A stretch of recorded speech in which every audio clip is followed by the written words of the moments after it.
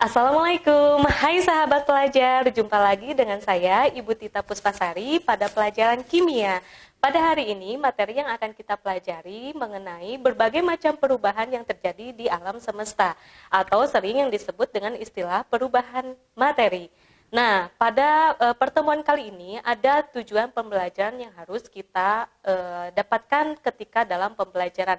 Yang pertama, tujuan pembelajarannya adalah kita dapat membedakan perubahan fisika dan perubahan kimia. Yang kedua, kita juga dapat mengidentifikasi ciri-ciri perubahan fisika, dan yang terakhir kita juga dapat membedakan ciri-ciri dari perubahan kimia. Nah, pada pertemuan sebelumnya kita sudah membahas tentang yang dimaksud dengan materi. Apakah kalian masih ingat apa yang dimaksud dengan materi? Ya, betul sekali. Materi itu merupakan segala sesuatu yang memiliki massa dan menempati ruang.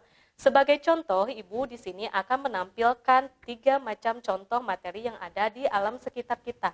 Yang pertama, ini ada gambar air. Ya, air ini merupakan contoh dari materi yang berwujud cair. Yang kedua, di sini ada contoh materi yang berwujud padat, yaitu besi. Dan yang terakhir di sini bisa kalian lihat ada balon ya.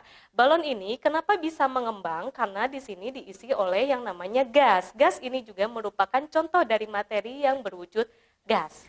Nah, dari berbagai macam materi yang tadi Ibu sampaikan, materi tersebut di alam semesta ini tidak bersifat kekal atau tetap, melainkan semua materi di sini bisa mengalami berbagai macam perubahan. Maka perubahan materi dibagi menjadi 2 macam. Yang pertama ada yang dimaksud dengan yang namanya perubahan fisika, dan yang kedua ada yang dimaksud dengan yang namanya perubahan kimia. Sahabat pelajar, sekarang kita akan membedakan perubahan fisika dan perubahan kimia. Lalu bagaimana cara untuk membedakan perubahan tersebut? Di sini Ibu akan tampilkan ada 5 macam gambar yang mengalami berbagai macam perubahan. Yang pertama di sini ada gambar air, yang kedua ada gambar besi, yang ketiga ada gambar buah-buahan, yang keempat ada gambar beras yang berubah menjadi tepung, yang terakhir ada gambar besi, ya. Nah, kemudian dari kelima gambar tersebut, apakah kalian bisa membedakan atau bisa menyebutkan mana saja yang termasuk perubahan fisika dan mana saja yang termasuk perubahan kimia? Apakah ada yang tahu? Ya.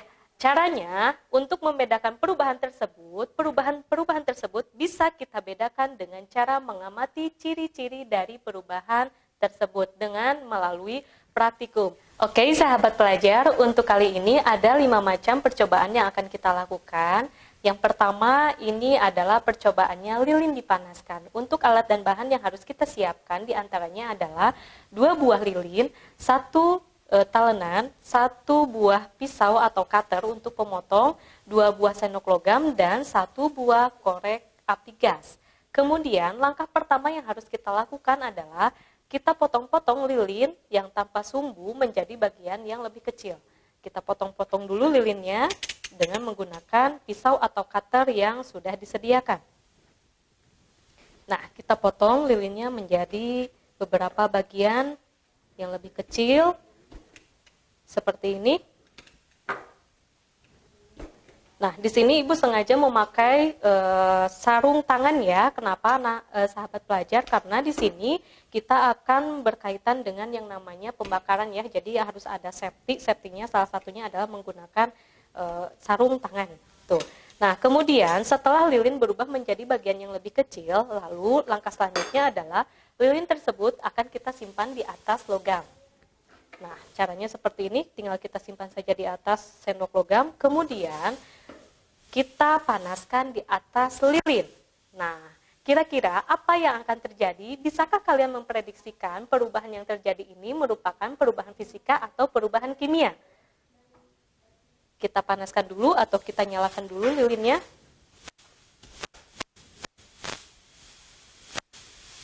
Seperti ini, kemudian kita simpan lilin tanpa sumbu di atas lilin.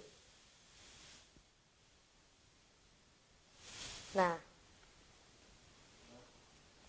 ini ya, bisa kalian lihat di sini lilinnya sudah mulai sedikit berubah ya, dimulai dari yang asalnya lilin berubah menjadi cair.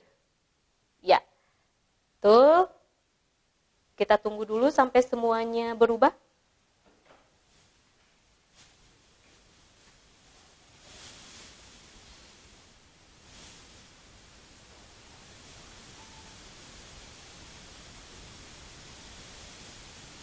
Setelah semuanya berubah, lalu kita simpan lilin yang mencari di sini disimpan di atas kayu ya supaya tidak panas. Kemudian di sini lilin tinggal kita matikan saja.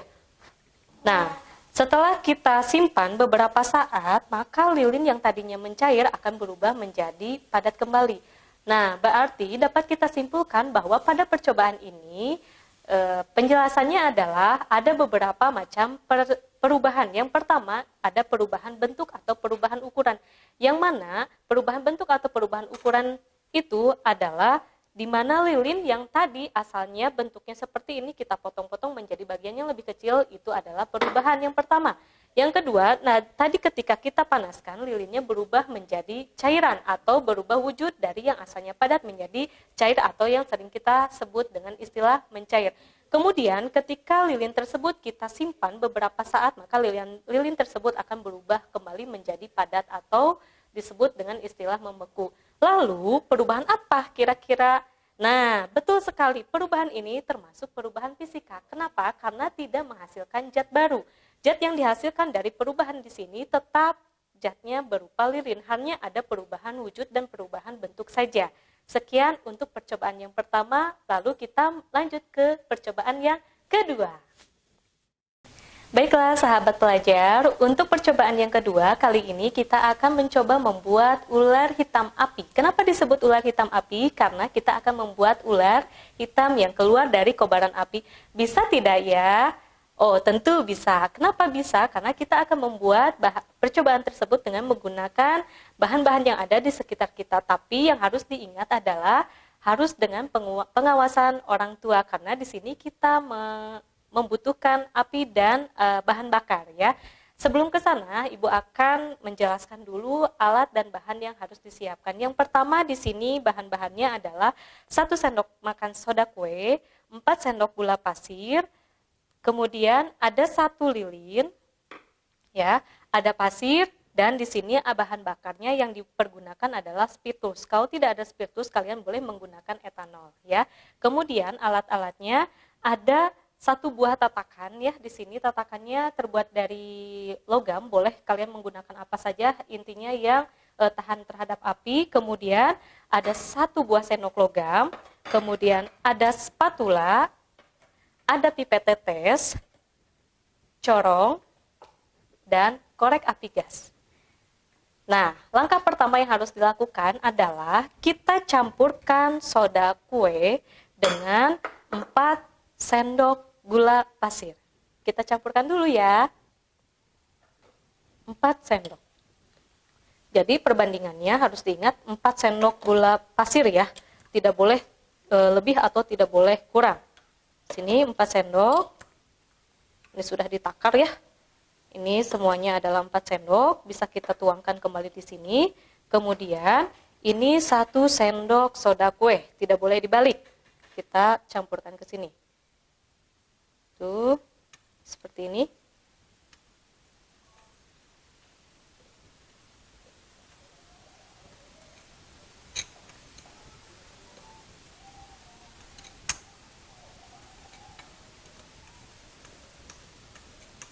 Ya, kemudian setelah kita campurkan seperti ini harus diaduk dulu dengan menggunakan spatula. Tujuannya adalah supaya soda kue dengan gula ini tersebar merata ya. Kita aduk dulu seperti ini sampai semuanya tercampur. Ya. Kemudian setelah kita aduk,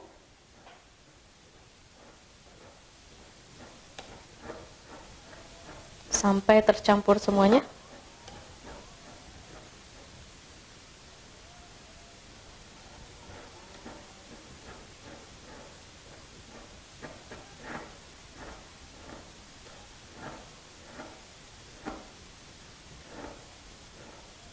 Lalu kita tambahkan sedikit etanol, alkohol atau spiritus. kita tuangkan dulu ke sini supaya kita ambil beberapa tetes saja.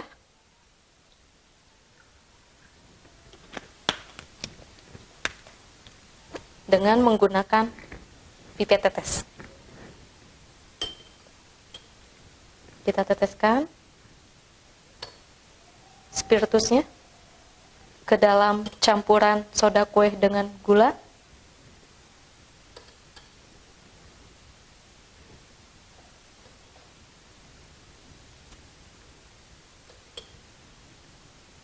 Sampai semuanya basah ya.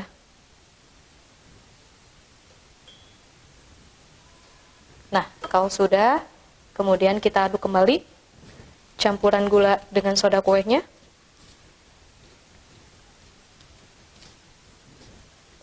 Seperti ini.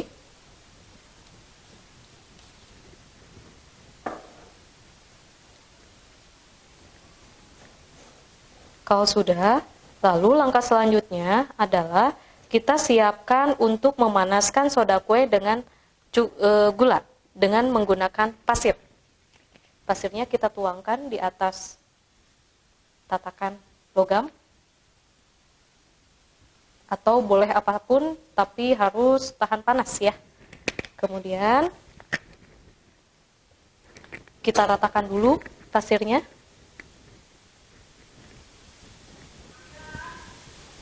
Setelah kita ratakan, langkah selanjutnya adalah kita tuang campuran gula dengan soda kue tersebut di atas pasir. Seperti ini. Oke, kita sisihkan dulu. Nah, ini supaya mudah kita menggunakan corong ya. Kenapa harus dengan menggunakan corong? Karena nanti diharapkan ular yang dihasilkan akan membentuk bentuk yang sempurna. Kita simpan yang pertama di bagian tengah. Seperti ini, kita masukkan saja. Nah, seperti ini kita masukkan. Kemudian kita tekan supaya menghasilkan bentuk yang sempurna seperti tabung. Ya, ditekan saja sampai dia keluar.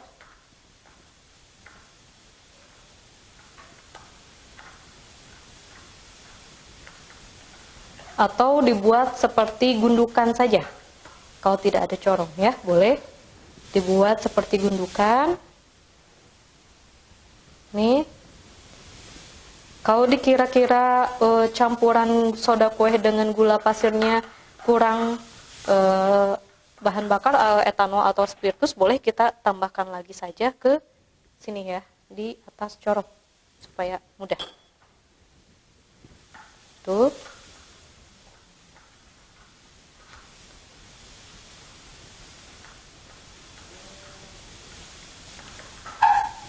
Seperti ini kita buat 4 titik ya. Kita buat 4 titik.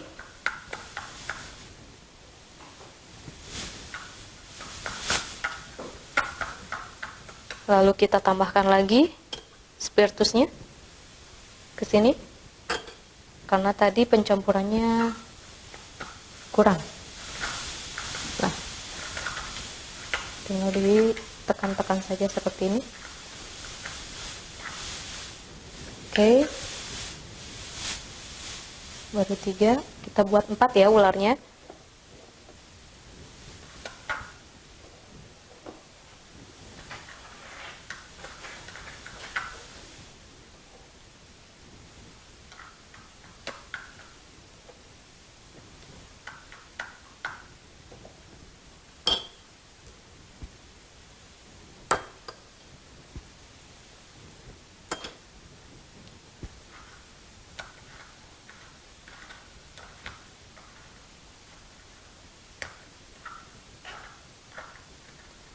Nah, kira-kira seperti ini ya, sahabat belajar.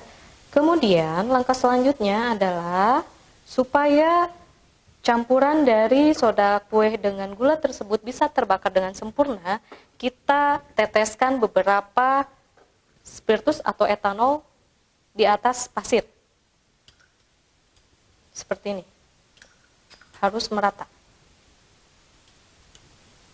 Kira-kira nanti apa ya akan terjadi?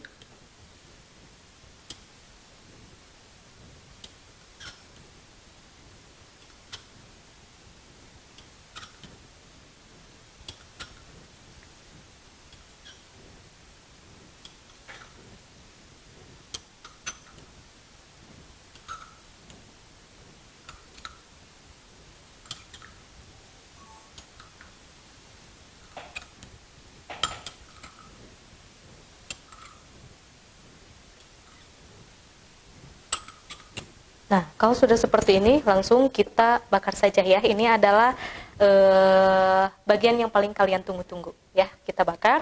Tidak boleh langsung menggunakan korek api gas ke sini ya. Nanti berbahaya, jadi kita menggunakan lilin saja. Kita nyalakan dulu apinya, lilin, lalu kita bakar ke sini. Boleh diperhatikan apa yang akan terjadi? Nah, percobaan ini bisa kalian prediksikan apakah ini termasuk perubahan fisika atau perubahan kimia. Kita tunggu sampai semuanya terbakar ya, anak-anak.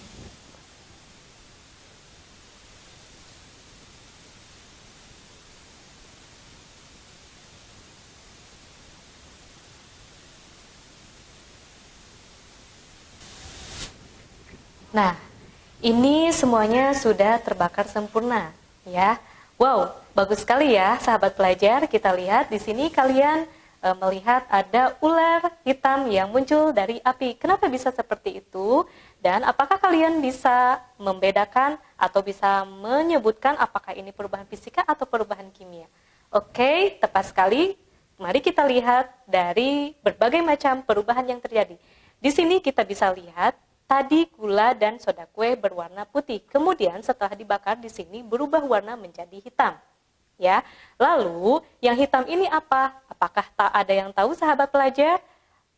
Ya, betul sekali. Di sini yang hitam ini adalah karbon. Ya. Karbon ini dihasilkan dari pemanasan gula. Gula ketika dipanaskan maka akan bereaksi dengan oksigen, tapi tidak semuanya bereaksi dengan oksigen, maka molekul-molekul gula tersebut akan terdekomposisi termal, maka akan menghasilkan karbon yang padat, yaitu berwarna hitam. Kemudian, kenapa bisa muncul dari dalam pasir? Nah, kenapa bisa muncul dari dalam pasir? Ini hasil dari reaksi soda kue. Soda kue ketika dipanaskan itu akan mengalami dekomposisi juga sama, maka akan menghasilkan gas karbon dioksida. Maka gas karbon dioksida inilah yang mengakibatkan atau mendorong padatan natrium karbonat dan padatan karbon sehingga terbentuklah seperti ular. Nah, berdasarkan penjelasan tersebut, apakah kalian bisa menyimpulkan ini termasuk perubahan fisika atau termasuk perubahan kimia? Ya, betul sekali. Ini merupakan perubahan kimia. Kenapa? Karena di sini menghasilkan zat baru. Kenapa disebut dengan zat baru? Karena zat ini berbeda dengan zat sebelumnya. Ya, kemudian zat ini tidak dapat kembali ke perubahan semula. Maka perubahannya bersifat tetap atau permanen. Maka disebut dengan perubahan kimia. Oke, sampai di sini untuk percobaan kedua. Selanjutnya kita akan lanjut kembali ke percobaan yang ketiga. Oke, sahabat pelajar, untuk sekarang kita masuk ke percobaan yang ketiga. Untuk percobaan ketiga kali ini, nama percobaannya adalah gula yang dilarutkan di dalam air. Alat dan bahan yang harus dipersiapkan, yang pertama adalah air, yang kedua 1 sendok garam. Kemudian ada 1 buah batang pengaduk. Lalu, langkah selanjutnya adalah air ini kita langsung tuangkan ke dalam gelas ukur atau gelas kimia di sini sebesar 40 ml ya. Kemudian garam 1 sendok ini kita langsung campurkan saja ke dalam air 40 ml seperti ini.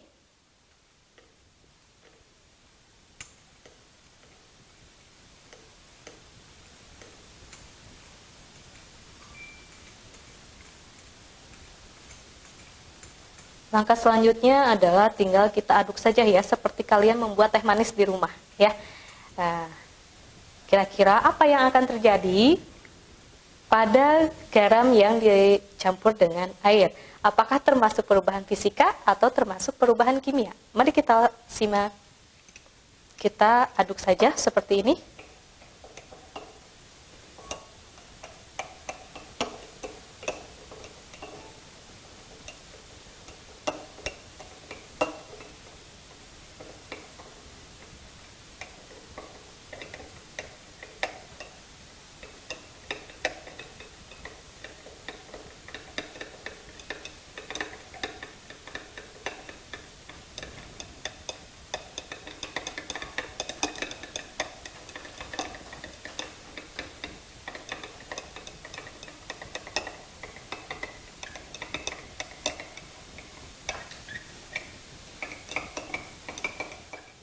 Oke, pada proses pelarutan di sini terjadi perubahan wujud. Perubahan wujudnya yang mana? Perubahan wujud dari garam yang tadinya bentuknya atau wujudnya padat berubah ketika dilarutkan berubah menjadi cair. Itu perubahan yang pertama. Ada perubahan wujud dan yang kedua ada proses pelarutan. Berarti di sini tidak ada yang namanya zat baru atau bisa disebut dengan yang namanya perubahan fisika. Sampai di sini untuk percobaan yang ketiga. Kita jumpa lagi ke percobaan yang keempat. Percobaan yang keempat. Untuk percobaan yang keempat kali ini sahabat pelajar, saya ada yang namanya balon ya. Tentunya kalian juga sudah tahu ini adalah balon. Tetapi adakah cara lain yang bisa kita gunakan untuk membuat balon ini mengembang? Ada yang tahu selain ditiup? Ya, untuk kali ini kita akan mencoba membuat balon ini dengan menggunakan bahan-bahan yang ada di sekitar kita. Ada beberapa alat dan bahan yang harus kita siapkan. Selain balon di sini ada lagi ketemu dengan soda kue. Selanjutnya di sini ada termometer, kemudian ada spatula, ada gelas kimia, ada botol minuman, dan ini ada cuka. Yang terakhir ini ada corong. Langkah pertama yang harus kita lakukan adalah di sini ibu akan membuat dua percobaan ya, tapi tetap sama saja, hanya medianya saja yang berbeda.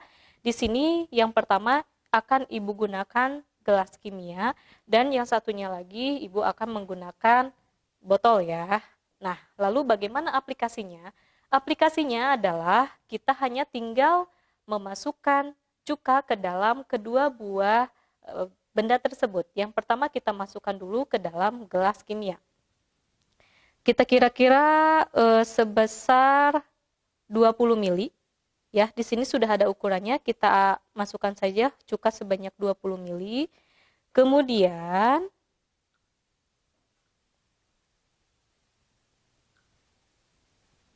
sebesar 20 mili. Supaya sama. Untuk yang di dalam botol juga sama ya, kita masukkan sebanyak 20 mili, kita masukkan cukanya dengan menggunakan corong, supaya tidak luber. Oke, itu yang pertama. Untuk yang kedua, kita coba masukkan kembali di dalam gelas kimia. Sebelah sini, sama ya, sebanyak 20 mili.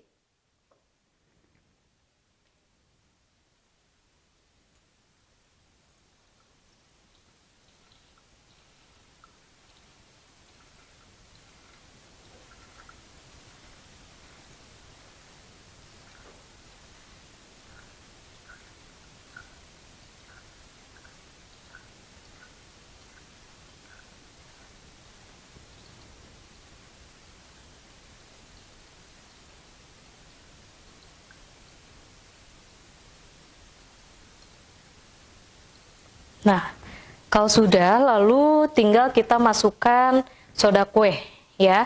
Tetapi sebelum kita masukkan soda kue, ada hal yang harus diperhatikan, yaitu kita ukur dulu suhunya ya, sahabat pelajar, dengan menggunakan termometer. Nah, seperti ini, kita langsung masukkan saja, kita ukur suhunya. Nah, di sini menunjukkan sebesar 26 derajat Celcius ya. Pada termometer ini bisa disimak di sini 26 derajat Celcius suhu awal. Kemudian kita tinggal tambahkan soda kue. Untuk yang di botol itu kita masukkan soda kuenya ke dalam balon ya. Sebanyak 2 atau 3 sendok spatula ya di sini.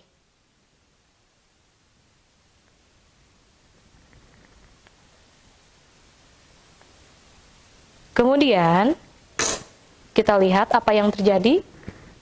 Kita masukkan balon tersebut di atas mulut botol.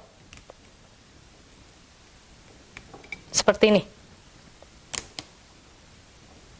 Ya. Nah, untuk reaksinya kita sama-sama saja. Sama, untuk gelas kimia juga kita masukkan. sebanyak 3, tapi supaya terlihat nanti apakah ada perubahan atau tidak, kita masukkan lagi termometernya, kita diamkan di sini. Ya, seperti ini.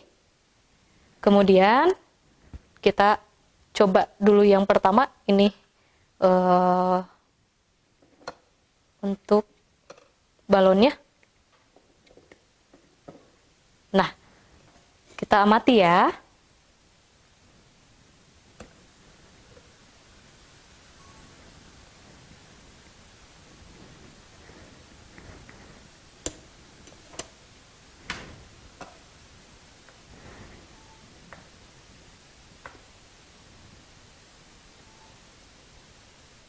Nah, tadi sudah selesai ya untuk percobaan yang keempat, reaksi antara soda kue dengan cuka. Reaksi soda kue dengan cuka tadi bisa diperhatikan bahwa balon yang asalnya tipis atau tidak mengembang, ketika sudah kita masukkan soda kue ke dalam cuka, maka akan menghasilkan balon yang mengembang. Kenapa hal ini bisa terjadi? Hal ini bisa terjadi karena terjadi reaksi antara cuka dengan soda kue yang menghasilkan gas karbon dioksida. Sehingga gas karbon dioksida ini akan mendorong oksigen yang ada di atasnya sehingga mengisi balon gas tersebut. Nah, kemudian pada gelas yang kedua tadi itu kita ukur suhunya ya. Untuk suhu yang pertama tadi ada 26 derajat Celcius. Kemudian setelah kita campur dengan cuka, maka berdasarkan hasil pengamatan tadi di termometer itu menunjukkan suhu 24 derajat Celcius. Nah, kenapa seperti itu? Berarti pada percobaan reaksi antara reaksi soda kue dengan cuka tersebut menghasilkan reaksi endoterm. Nah, reaksi endoterm ini merupakan reaksi penyerapan energi. Penyerapan energi dari mana? Reaksi penyerapan energi dari lingkungan ke dalam sistem. Maka ketika kita pegang, ya tadi ketika kita pegang, suhu botol itu akan terasa dingin. Nah, kenapa terasa dingin? Karena suhu dari lingkungan itu diserap oleh sistem yang ada di dalam cuka dengan soda kue. Begitu penjelasannya. Berarti dalam percobaan ini dapat kita simpulkan karena tadi menghasilkan gas yang berupa karbon dioksida dan sebelumnya tidak ada gas karbon dioksida, jelas berarti di sini mendapatkan zat baru. Zatnya adalah karbon dioksida. Dan zat tersebut ini tidak dapat kembali ke wujud atau bentuk semula, maka dapat kita simpulkan bahwa dalam percobaan yang keempat ini termasuk perubahan kimia. Sahabat pelajar, untuk kali ini adalah percobaan yang terakhir ya. Ini percobaan yang kelima. Percobaan yang akan kita lakukan adalah mereaksikan kapur tohor dengan cuka. Nah, alat dan bahan yang harus kita siapkan adalah yang pertama ada cuka, yang kedua ada kapur tohor, kemudian alatnya ada gelas kimia, spatula, dan termometer. Langkah pertama yang harus kita lakukan adalah seperti biasa kita masukkan dulu sebanyak 20 ml cuka ke dalam gelas kimia.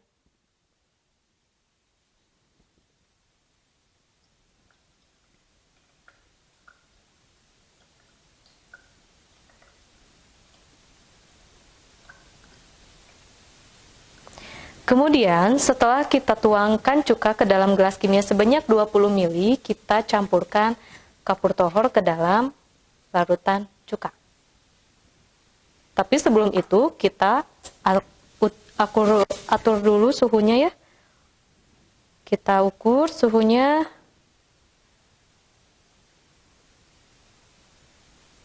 Suhunya di sini menunjukkan 26 derajat Celcius. Nah, kemudian apa yang akan terjadi setelah kita masukkan kapur tohor dengan cuka? Apakah termasuk perubahan fisika atau termasuk perubahan kimia?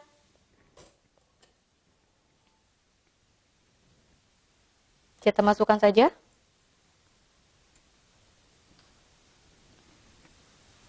Nah, seperti ini. Bisa dilihat.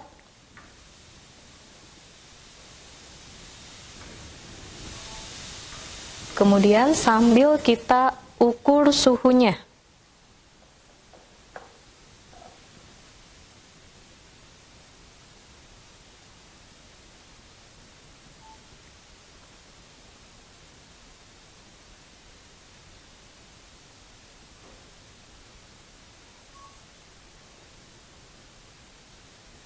Nah, sahabat pelajar, setelah kita ukur suhunya, di sini menunjukkan 33 derajat Celcius. Nah, berarti di sini ada kenaikan suhu ya.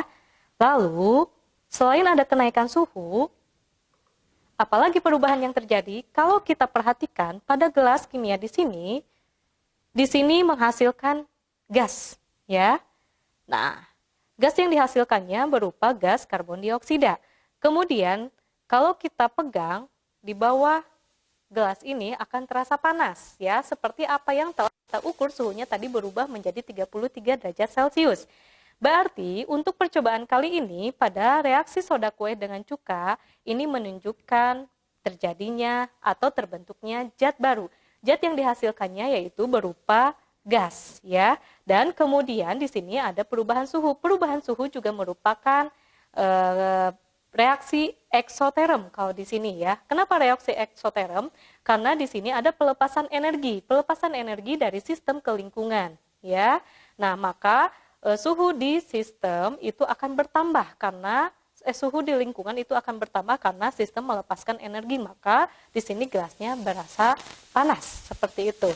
Nah, berdasarkan pengamatan tersebut dapat kita simpulkan bahwa pada percobaan kali ini termasuk perubahan kimia, ya, karena di sini terjadi atau terbentuk gas baru berupa gas karbon dioksida dan ada perubahan suhu, serta di sini tidak dapat kembali ke bentuk atau wujud semula. Selain terbentuknya gas, di sini juga terbentuk endapan, ya. Kenapa terbentuk endapan? Karena kapur tohor di sini tidak larut sepenuhnya di dalam cuka. Nah, kalau misalkan kita ukur kembali pada temperatur, di sini justru menghasilkan suhu yang lebih panas mencapai sekitar 42 derajat Celcius. Berdasarkan percobaan yang telah kita lakukan tadi, dari 5 percobaan tersebut, ada dibagi menjadi 2 macam perubahan. Yang pertama perubahan fisika dan ada perubahan kimia. Kita klasifikasikan ya sahabat pelajar, untuk perubahan fisika itu hanya terdapat pada percobaan ke-1 dan percobaan yang ketiga. Kenapa seperti itu? Karena perubahan fisika merupakan perubahan yang tidak menghasilkan zat baru atau dapat kembali ke wujud semula. Maka hal ini dapat ditandai dengan adanya ciri-ciri. Yang pertama adalah perubahan wujud, yang kedua adalah perubahan bentuk, yang ketiga adanya proses pelarutan. Nah, kemudian untuk yang kedua pada percobaan nomor 2, 3, dan 4, 2, 4, dan 5 maksud Ibu, di sini merupakan perubahan kimia. Kenapa seperti itu? Karena di sana perubahannya tidak dapat kembali ke wujud semula atau ke bentuk semula dan di sana terdapat zat baru. Maka dapat disimpulkan ciri-ciri dari perubahan kimia adalah yang pertama ditandai dengan adanya perubahan warna. Yang kedua ditandai dengan adanya terbentuk gas. Terbentuk gas di sini ditandai dengan adanya gelembung atau bau. Kemudian yang ketiga, ciri dari perubahan kimia adalah terbentuk endapan. Dan yang terakhir, ciri dari perubahan kimia adanya perubahan suhu. Dibagi menjadi 2, ada reaksi eksoterm dan reaksi endoterm. Nah, sekarang kalian sudah tahu kan ya bagaimana cara membedakan perubahan fisika dan perubahan kimia. Kita kembali lagi ke gambar yang di awal tadi. Ada 5 gambar yang harus kalian tentukan mana yang termasuk perubahan fisika dan termasuk perubahan kimia berdasarkan ciri-ciri yang telah tadi kita lakukan. Ya, silakan selamat mengerjakan. Nah, sampai di sini sahabat pelajar untuk pertemuannya semoga bermanfaat ya. Nah, jangan lupa like, comment, and subscribe channel PSPT SMK Al Amanah.